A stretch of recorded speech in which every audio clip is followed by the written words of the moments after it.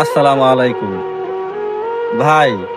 জীবনানন্দ বলছিলেন যে নারী, আমি যদি তোমার প্রেমে না পড়তাম তাহলে নিখিল বীজ যে কেমন মধুর তা আমি জানতাম না। আসলে ভাই বিষয়টা তাই।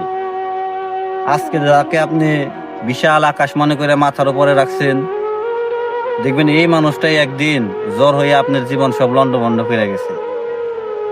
যার কথা মনে পড়লে একসময় খুব হাসতেন বা মনের ভিতর শান্তি অনুভব হইতো, দেখবেন একদিন এই মানুষটার কথা মনে পড়ে আপনার চোখ থেকে অশ্রু বের হইতেছে।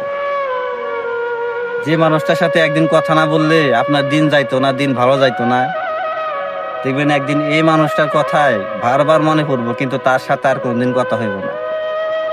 এই যে ভাই এই কষ্টগুলো, এটা যে ভিতরে অনুভব হয়, এইটাই হয়তো কবি বলছে যে এটাই হয়তো নিখিল বিষ।